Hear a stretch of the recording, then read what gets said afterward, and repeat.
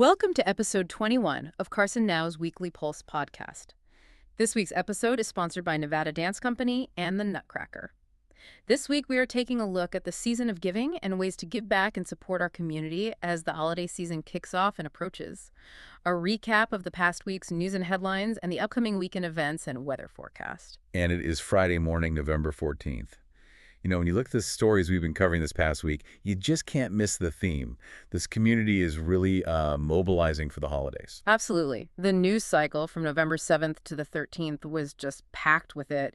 It feels like the entire Carson City area is shifting into this mode of generosity. It really does. The temperatures are dropping. The holidays are, right around the corner. And with that comes a real peak in need. A huge peak. We're seeing it everywhere, from students who need a warm coat to families who need a full Thanksgiving meal. And the community is responding with a real sense of urgency, which is fantastic to see. It is. So let's unpack that. Let's start with a tradition that has become so powerful and so important here. We have to start with the annual Charlie Abowd Memorial Turkey and Food Drive. This is so much more than just a food drive. It's a living legacy. Our reporting confirmed it's running strong right now, all the way through November 27th. So there's plenty of time for people to contribute before Thanksgiving. Exactly.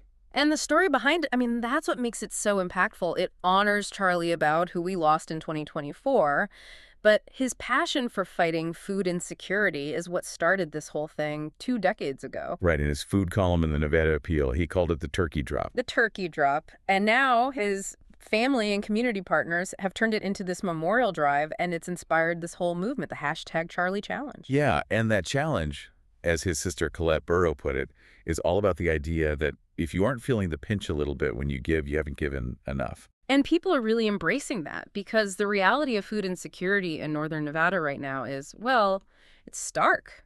It is. We know that federal assistance programs have seen some pretty major reductions, which means the local food banks, the resource centers, they're all shouldering a much, much heavier load. That's the critical piece here. This drive isn't just a nice little supplement. For a lot of families, this is it. This is the only way they're going to have a complete traditional Thanksgiving meal. So true. So let's get specific for people who are listening right now and want to participate. What are the logistics? Okay, so the drive is sponsored by our friends at KNVC 95.1 FM, Carson City Community Radio. Great. And they've set up the main donation hub in the basement of the Brewery Arts Performance Hall. That's at 511 West King Street. And they've made it really easy to donate, right? I read that Steve Funk, the GM over there, detailed how simple the drop-off is. Super simple. They've got a whole setup with a tent and coolers, so you drop off a frozen turkey or a chicken or a ham literally any time of day or night. And it'll be safe and kept cold. That's fantastic. And they have separate, clearly marked boxes for all the dry goods, too. Okay, so speaking of dry goods, what exactly are they looking for? It's a whole meal, right? It's the whole meal. They've put out a list to make it easy. We're talking instant and fresh potatoes, canned green beans, corn, fruit. The classics. The absolute classics. Dried onions, cream of mushroom soup, cranberry sauce, chicken broth, stuffing, and gravy mix. It's a complete checklist. No guesswork involved. And the best part is where all this food goes. It doesn't just go to one place. Right. It's strategically distributed to 4 just absolutely critical local organizations. You've got the Ron Wood Family Resource Center, Friends in Service Helping, or FEFRISH. The Dream Center, and Advocates to End Domestic Violence. So that distribution strategy means the donations are reaching all different parts of the community, people in crisis, families just needing a little extra support. It maximizes the impact completely. Now, what if someone prefers to make a financial contribution? There's a path for that, too, and it targets a slightly different but equally important need. Yeah, cash donations can be made directly to Food for Thought. And that organization is just phenomenal. They focus entirely on child hunger. Solely. They fill backpacks with meals for chronically hungry students to take home for the weekend. And because of that specific mission, all donations are fully tax deductible. Right. And Marlene Maffey, the director, she noted how efficient those monetary donations are. Last year, they got a lot of gift cards, especially from Costco, which lets them buy in bulk. That buying power makes a huge difference. You can mail a check, donate via PayPal on their website, nvfoodforthought.org, or even email a digital gift card. It's just so easy to help. Huh? And that immediate need for food, it transitions us directly to the next critical topic we covered this week, which is shelter. Yes. The need for warmth and safety as winter really starts to set in. Our sources detail that Night Off the Streets of Carson City has officially opened its winter warming center. And this is a truly vital service. It runs through the absolute coldest part of the year, from now through March. For this month, for November, St. Teresa of Avila Catholic Church on North Lumpa Lane is hosting the center. The hours are important here. Doors open at 9 p.m. and they close at 6:30 in the morning. And what's crucial for guests to know is the transportation. They are really encouraged to use the shuttle. Right, that shuttle picks up at 119 East Long Street at 8:45 p.m. every single night and takes them right to the church. It just makes the whole process safer and smoother for everyone. It does. But we need to, talk about the context here. Night Off the Streets was founded 8 years ago. After a real tragedy. A horrible tragedy. 4 unhoused people died from hypothermia sleeping outside.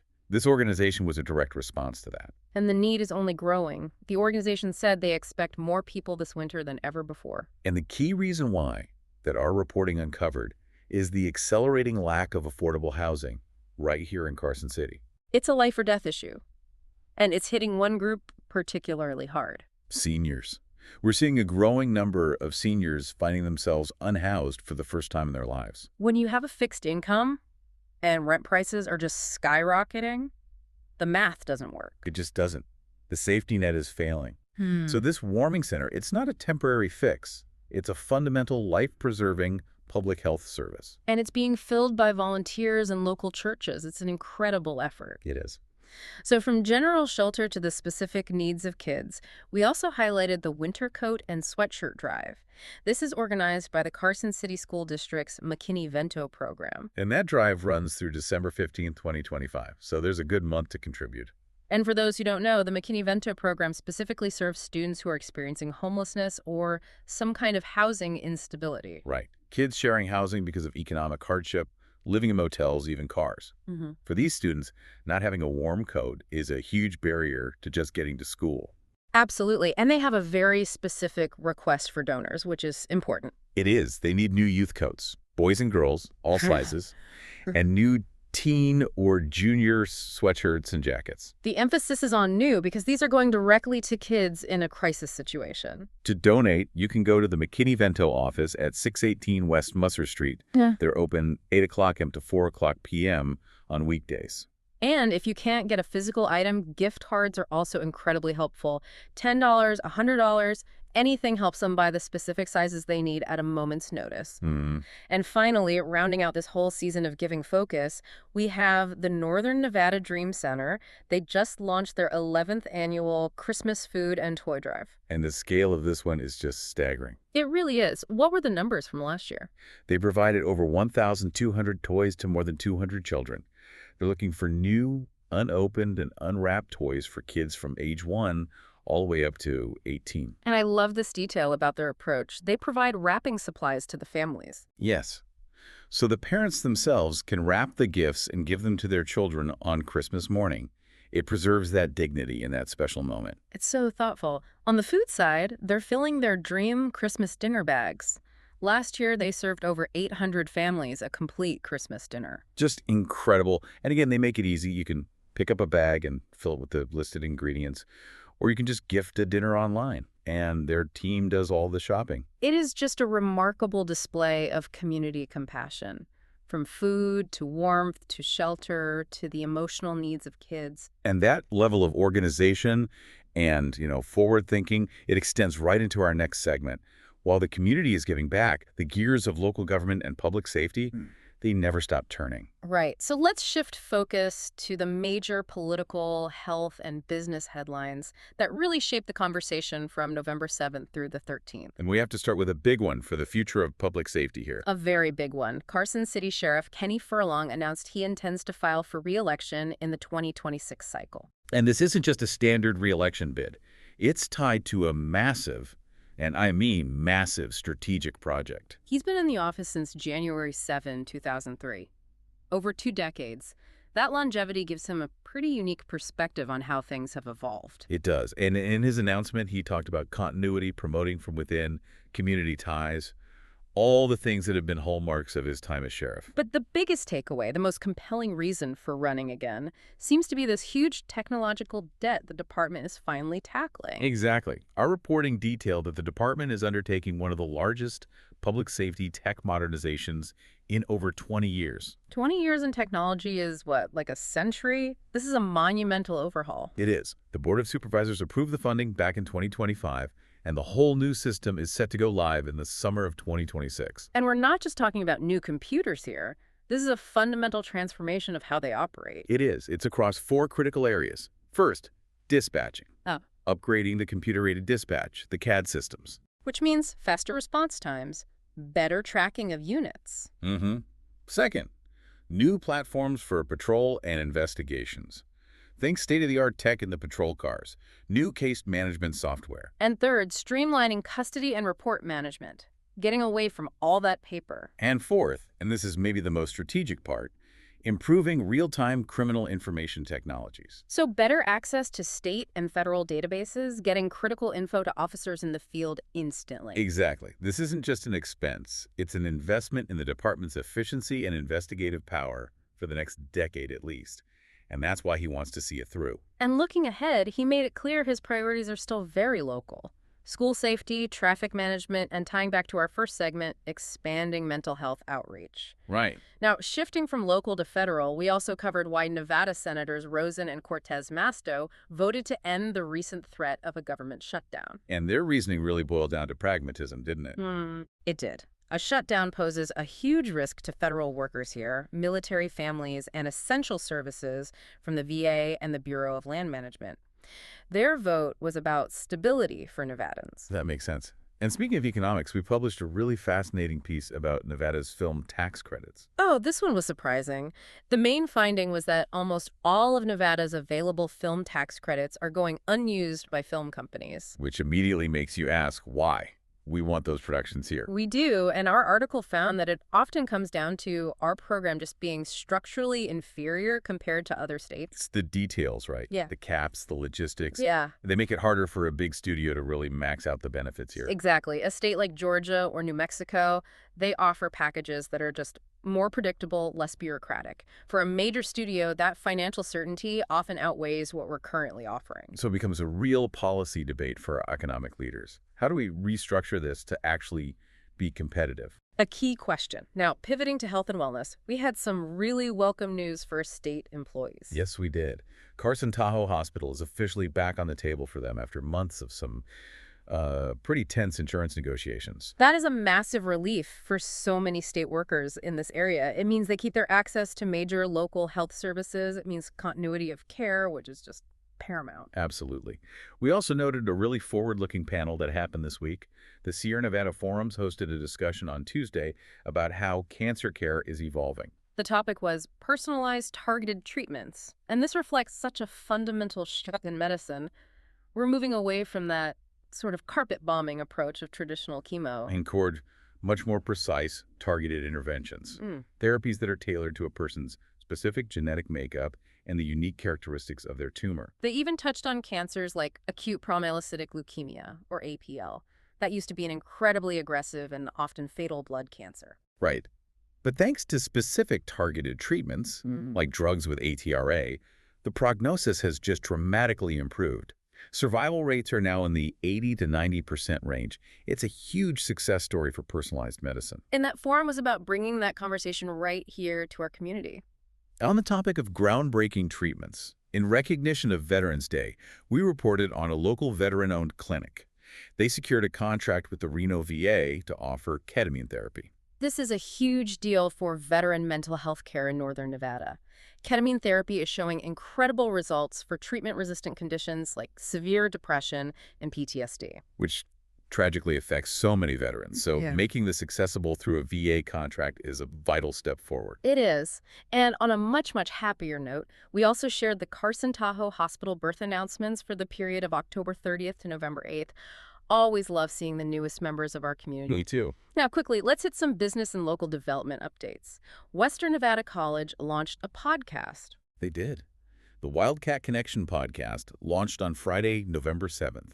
It's a really smart way for WNC to connect with students, alumni, and the whole community. And out in the Carson Valley, a reminder that the Friends of the Minden Library book sale fundraiser is happening this weekend, November 14th and 15th. Always a great event to support the library and find some treasures. And finally, a housing market snapshot for October that really ties everything together. We reported that home prices climbed again in Carson City, Douglas, Lyon, and Washoe counties. And that regional increase, that sustained upward pressure, it directly fuels the crisis we were talking about in the first segment. It's the other side of the coin. It confirms why the need is so great. When you see those housing costs rising across the board, including in Washoe County, it validates the expectation that warming centers are going to see more and more demand. It all connects. The community drives, the public safety upgrades, the healthcare access. It all flows from the core economic reality in these housing reports. So with that full recap of a very busy week, let's look ahead. It's Friday morning, November 14th. Let's talk about what's in store for the weekend and what kind of weather we should all be preparing for. We should definitely start with that forecast because we are seeing a real shift to winter weather, especially if you're planning on heading west into the mountains. The National Weather Service is tracking an atmospheric river. That means heavy snow for the Sierra. It does. And here in Carson City, we're going to see a shift to rain and colder temperatures, starting with today, Friday. The high is going to be near 56 degrees. And there's a 40% chance of rain, mainly before 1 o'clock p.m. Winds should be pretty calm, though. Right. Then tonight, the low drops to around 40 degrees. It'll be mostly cloudy, kind of setting the stage for more rain tomorrow. Okay, so what about Saturday? Saturday, November 15th. The high actually climbs a little, near 58, but there's a 30% chance of rain, mostly after 4 o'clock in the afternoon. So the evening gets wet. The evening is where the system really starts to move in. The low is around 40 again, but rain becomes likely after 10 o'clock p.m. We're talking a 60% chance. So definitely an indoor night for Saturday. I would plan on it. And then Sunday, the rain is here. The high will only be near 53. Rain is likely, especially before 10 o'clock in the morning. And the big change comes Sunday night. That's the one. The low drops to around 33 degrees. We expect rain before 1 a.m., then rain and snow after that. The snow level is dropping all the way down to 6,600 feet after midnight. Wow. So if you're traveling anywhere near the passes, be ready. Absolutely. Time to make sure those tire chains are in the car. For sure. Okay, now let's run through the packed calendar of events for this weekend, starting with today, Friday, November 14th. For your daytime plans, you can start with Cafe Connections at Comma Coffee at 9 o'clock a.m. Carson City BMX is also running this morning. And if you're already in the holiday shopping mood, the Due Sorella annual Holiday Open House is on today from 11 o'clock a.m. to 5 o'clock p.m. But the big highlight for tonight is a beloved tradition, the 30th annual Carson High Holiday Craft Fair. It's back tonight from 5 o'clock p.m. to 8:30 p.m. A fantastic place to find unique local gifts. And the Brewery Arts Center is busy tonight. Very busy. They have a chocolate and spirits pairing event at 6 o'clock p.m. for $35. Sounds delicious. Or, if you want to get creative, there's an adult paint and sip event. It's called Fall in Love and starts at 6:30 p.m. for $45. Also at the BAC, Carson High Theater Arts is presenting CLU, the high school edition, at 7 o'clock p.m. That sounds like a lot of fun. It does. And if you want to dance, Yapple's Ballroom has a Latin social dance at 7 o'clock p.m. with a $10 cover. They're even doing rumba lessons. Now for the music scene tonight, a lot going on. A ton. At the Tap Shack, you've got Acoustic Attitude with James Wilsey at 7 o'clock p.m. And if you want to be the star, there's karaoke Friday nights at Polecat Tavern, also at 7. And for the late night crowd, more karaoke at Saltwater Tavern starting at 9 o'clock p.m. Finally, if you want some high-energy live music, High Octane is at Gina's Good Life Music and Lounge starting at 7:30 o'clock p.m. A packed Friday. So let's move on to Saturday, November 15th. We've got two major highlights for tomorrow. First, a grand opening celebration for a new store, Brick Reboot. Carson City's new Ledo store. The celebration kicks off at 10:30 a.m. at their shop on Fairview Drive. This is a huge deal for Logo fans. They're doing a ribbon cutting, free door giveaways, raffle prizes. I heard one of the raffle prizes is a rare Goonies Lego set. That's amazing. So that's a must visit for families tomorrow. The second and maybe most critical event tomorrow is a huge community fundraiser. Yes. A Kermes, which is like a community fair, is being held for a local mom named Juanita Meza. It runs from 10 o'clock a.m. to 5 o'clock p.m. Juanita is battling acute promyelocytic leukemia, APL. We talked about this earlier. It's a very fast-growing form of blood cancer. And the situation is just so deeply impactful because Juanita is the sole support for her 3 young daughters. Our reporting noted she's a legal assistant who has spent years helping hundreds of people in our community with everything from taxes to Medicare applications. And now she's the one who needs our help. Her treatment is intense. Daily chemo, transfusions. She has to be hospitalized for at least 2 months. And her workplace, Pioneer Real Estate Center, is coordinating this whole effort. They are desperate for sponsors, volunteers, and donations for the raffle. It's just a chance for the community to really show up for someone who has spent her life showing up for others. You can visit the fundraiser tomorrow or contact Sharon Green at Pioneer to see how you can help. A very important event. Now, switching back to arts and markets on Saturday, the Carson Christmas craft fairs continue from 10 a.m. to 4 p.m. And at the NAA Gallery, Carol Brown is doing a free handmade paper-making demonstration from 10:30 a.m. until noon. And for the little ones, you can meet Christmas elf Monica Marcinko at Browser's Corner Bookstore at 11 o'clock a.m. In the evening, there's a teen swing dance happening at both Yapple's Ballroom and the Brewery Arts Center, both starting at 6 p.m. And for Saturday night entertainment, we have comedy. Comedian Monique Marvez is live at Casino Fandango. 2 show times for that one, 6 o'clock p.m. and 8:30 p.m. And for music, if you love 90s alternative, 90s Unplugged two-man advantage is at the Tap Shack starting at 6 o'clock p.m. A jam-packed Saturday. So let's wrap up the weekend with Sunday, November 16th. Sunday looks to be focused on arts and creativity, which is probably a good thing given the rainy forecast. Definitely. The Art Mart is happening at the Brewery Arts Center from 10 a.m. to 4 p.m. in the exhibition hall. That's a great event to see work from local artists. And for those who want to practice their own skills, Paulo Acuna is hosting a portrait and figurative painting and drawing open studio. That's also at the DAC from noon to 5 p.m. It's $20 to join, and you get to work with live models in a supportive group. That really does cover an incredibly busy and charitable and action-packed week and weekend here in Carson City. It certainly does. And as we mentioned at the top of the show, this week's program was sponsored by the Nevada Dance Company and their annual production of the Nutcracker, which is coming back to Carson City for the holidays. The main performances are set for Friday, November 28th through Sunday the 30th at the Bob Boldrick Theater. But there's a special performance that really ties back into the community focus we've been talking about. The sensory-friendly Nutcracker Suites performance. It's on Friday, November 28th at 11 o'clock in the morning.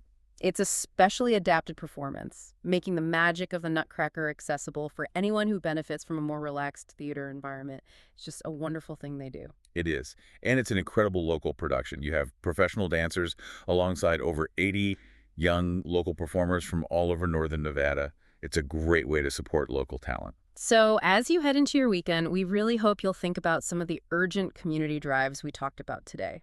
Whether it's donating a turkey for the Charlie Abowd Memorial Drive, dropping off a new coat for a student, or contributing to that crucial fundraiser for Juanita Meza, every single action makes a real difference. It truly does. And if you need more details on any of the headlines we covered, from the sheriff's tech upgrade to the housing report or a full list of any of these events, just head over to carsonnow.org. That's your one-stop shop. You can read the full stories, check the complete community calendar, and even submit your own stories, photos, and events. Thank you so much for tuning in to Carson Now's Weekly Pulse podcast. Please take a moment to like and share this podcast, and follow us on social media for real-time updates and breaking news. We'll be here next week with a fresh recap of all the news affecting Carson City. Have a warm, dry, and wonderful weekend.